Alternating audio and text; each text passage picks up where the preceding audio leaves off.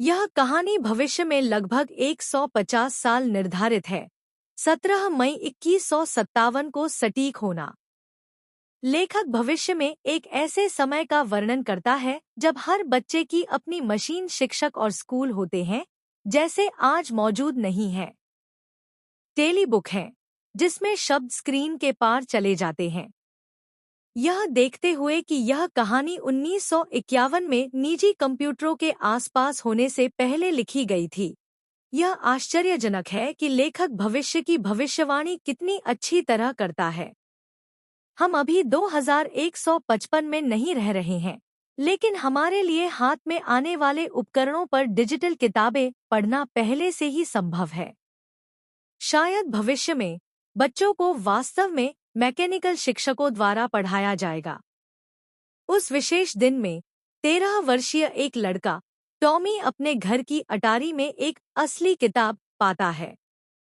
पुस्तक, जो वास्तव में पुरानी है, को कागज पर मुद्रित किया गया है और इसके पृष्ठ पीले और बदबूदार हैं। वह और उसका दोस्त 11 वर्षीय मार्गी एक साथ पुस्तक पर एक नज़र डालें। मार्गी और टॉमी दोनों उस पुस्तक से चकित हैं, जो उन पुस्तकों से अलग है जिनके वे आदी हैं। पुस्तक में ऐसे शब्द हैं जो पृष्ठों पर तय किए गए हैं और स्क्रीन पर नहीं चलते हैं।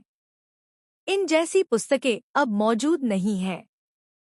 मार्गी याद करती है कि उसके दादा ने एक बार उसे अपने दादा के समय में कागज पर छपी कहानियों के बारे में बताया था।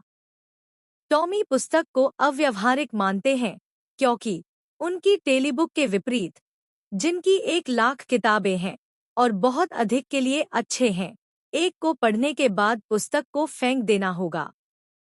टॉमी मार्गी को बताता है कि किताब स्कूल के बारे में है, लेकिन मार्गी, जो स्कूल से नफरत करती है और समझ नहीं पा रही है कि कोई उसके बारे में क्यों लिखेगा, निराश है।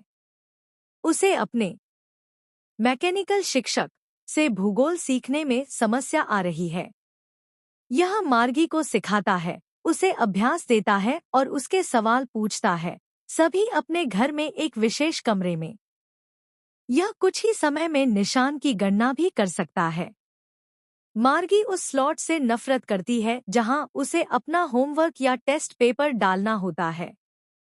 हाल ही में उसके स्कूल के लिए उसकी नापसंदगी तेज हो गई है क्योंकि उसके मैकेनिकल शिक्षक का भूगोल क्षेत्र खराबी है।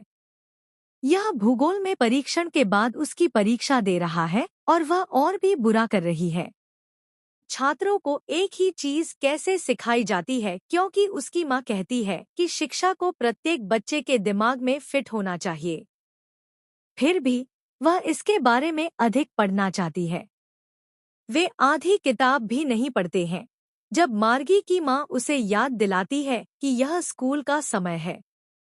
हालांकि मार्गी का स्कूल रूम उनके बेडरूम के ठीक बगल में है, उसे नियमित घंटों में अध्ययन करना पड़ता है क्योंकि उसकी माँ हर दिन निश्चित समय पर अध्ययन करना सही मानती है। मार्गी अपने घर में स्कूल के कमरे में जाती है, जहां यांत्रिक शिक्षक पहले से ही मौजूद है क्योंकि सबक हमेशा नियमित समय पर होते हैं। जैसा कि मैकेनिकल शिक्षक उचित अंशों को जोड़ना सिखाता है, पुराने समय में स्कूलों के काम के बारे में मार्गी अपने विचारों में खो जाता है। हालांकि पहली बार मार्गी को इस धारणा के बारे में संदेह था कि कहानी के अंत तक वह मानती है कि बच्चों को स्कूल जाने के लिए एक साथ जाने का आनंद मिला होगा।